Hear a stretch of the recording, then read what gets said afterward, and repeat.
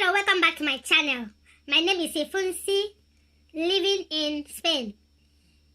Welcome. If this is your first time, subscribe to my channel.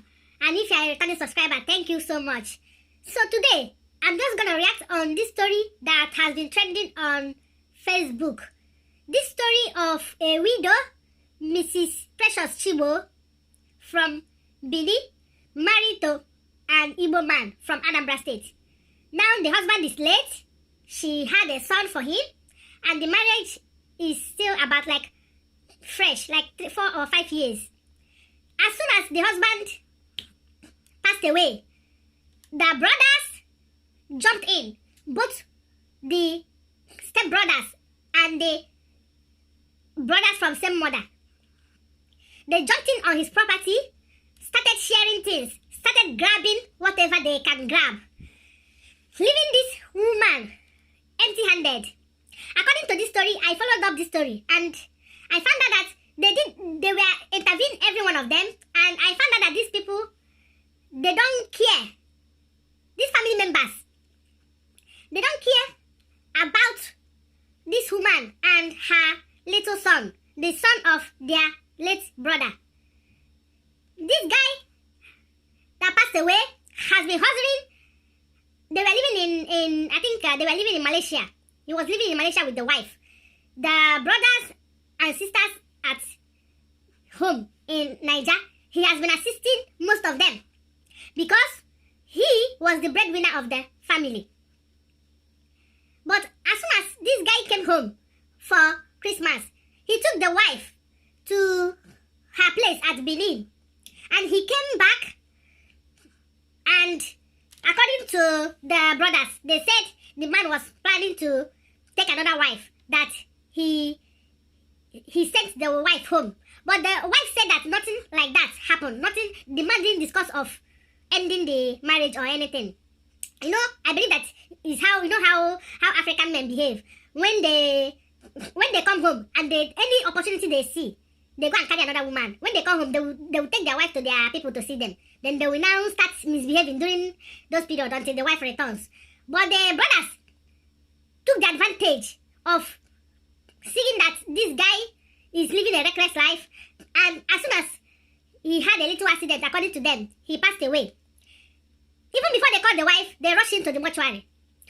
By the time the wife got there, they didn't let her see her husband before they rushed her there. And the wife was angry because she was thinking that maybe he was still alive and he could have been revived.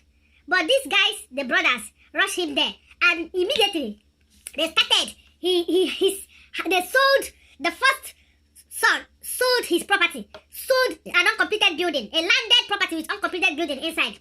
He sold it and pocketed the money.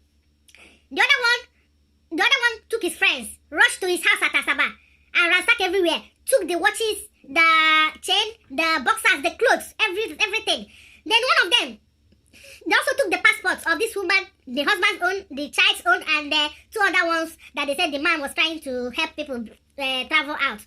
Then the paper of the property where they were living currently in that Asaba, they took it away and they gave it to the youngest son, and he took it down to Lagos and kept it for himself. You see, some money, which they said was about $13,000, went missing. ATM cards, everything went missing. It's only one of the brothers, the one that also live abroad, that respected the woman and was communicating with her. And they brought out the little money he had in the bank, and they used it to bury him. And they even gave the first son, they gave him some. But the first son, thinking that because he's the one that bought that land for the brother, he felt that he has the right to sell it. Now they asked him to go and bring the money. He had to return the money to the buyer. And the wife, that was when they notified the wife. And they now sold the land, and they still gave him part of the money. Now, they are asking them, why will you people be doing all these things without the knowledge of the wife? You people don't know, I don't know what is wrong with our people, especially Nigerian men. You guys don't value women. Even if you don't value women, value the children of your late brother. You don't know that those children are going to grow up and need assistance. You just want to share away whatever he had for yourself. Then those children will grow up and they'll come and rely on you, and you guys will not even still help them. This thing has been happening everywhere. Women, once they lose their husbands, these relatives who do not even know what they have been struggling to get to where they are, they will jump in. Even some of them, they've been helping them. As they were doing this interview, the first son was saying, he's the first son, that he trained the boy, that they're going to return the money that he used and train him from childhood to adulthood. So that means you training him from childhood to adulthood, you expect him to pay you back. And the wife said her husband had been paying the school fees of his children in Nigeria. He has been training these guys' children in school. He even gave the wife money to open a business. And I know that he has been giving him money, sickness. My child is in the hospital. He bring money. We don't have this. He will bring money. The money he has been giving you has covered up everything you train him for. What if you finish training him and he didn't make that money? You see? Now this guy will be in his grave and be turning. Because he has a child. Even if he doesn't even have a child, the wife needs to take care of herself. You don't know how she worked hard with her husband to achieve all these things. And you guys just jump in, sharing things. And this mostly happens with men living in abroad. So men, you guys have to be very careful. If you know you have children, if you value your children, whatever you work hard for, if you know the assistant to assist your people, assist them. But whatever you work for, make sure you secure it for your children. If not, your children will grow up in pain. You see a lot of children, their parents used to be rich. And once they lose their dad, everything turns upside down for them. The little their dad will have everything will just get lost.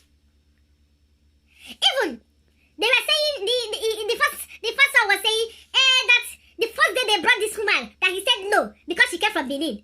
It doesn't matter. So far this guy likes this woman. You let him be. It's his choice. Don't say because she's Benin, that was why you guys were treating her this way. No, you guys do it to even women from same village with you yourself.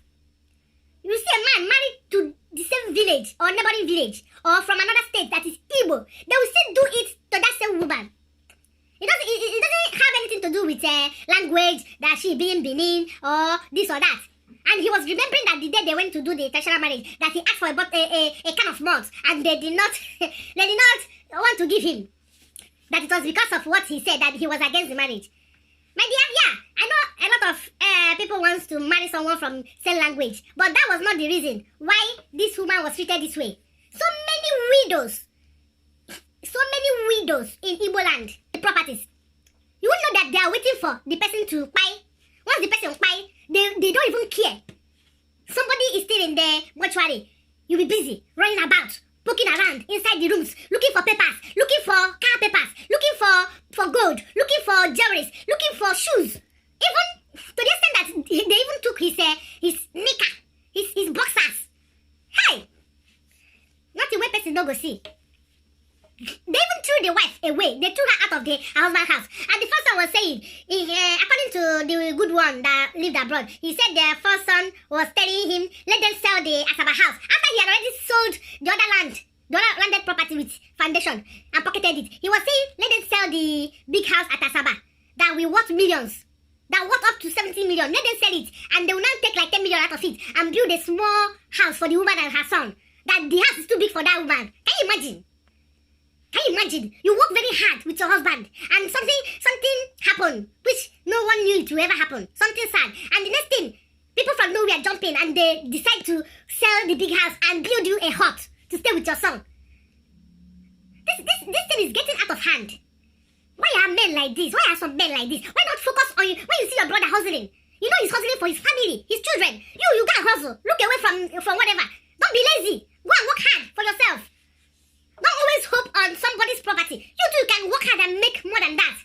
And it's all these hungry people that are always after all these things. Even some rich ones they will have, but it will not be enough for them. Their eye will still be on everything. This world that when we live everything. You are dragging somebody's property to give your own children. I think the person that had it didn't have plans for their own children when they were building it all. And now, I hear this woman is just staying at one corner in front of her husband's house and is selling small business, doing small petty business with her little child. So women should speak up. And the people that should help women. There was one that had 3 boys. As soon as her husband passed away, they still came to drag her. Some of them will say, you don't have a son, you don't have a child. They even do it to the ones with children. So far, the children, even if the children are grown up, they'll still come. People without shame. Hey! God is going to judge everyone involved in this kind of act. God will judge them. God will judge them. I pray, by the end of all this, let them recover everything. The one with the paper. They said, where is the paper? He said, before my brother gave it to me to hold it and take it to court in case anything happened to him. That so that they will keep it for him until the son grow. Until the son grow in 30 years coming. Lie. These are all lies. Then they were asking him, did your brother know that he will pass away? Why would he carry that paper and give to you? Imagine. Now they turn it upside down and they're accusing the woman of being the person that spy the man. Because this is so easy for them to do. That same spy, I don't know if it's normal. Because the wife was not there. Before you leave, they called her and be saying her husband had accident. And the wife was saying that the accident was just, it looked like something that a wall that a toy can push down. It didn't look like an accident. They're the only one that knows. And he was coming out from the house of one of them. He went there to eat. Now they're calling the innocent woman. Let the God of this woman fight them. And sometimes you don't just keep everything and say, God, I hand everything to you. You have to fight.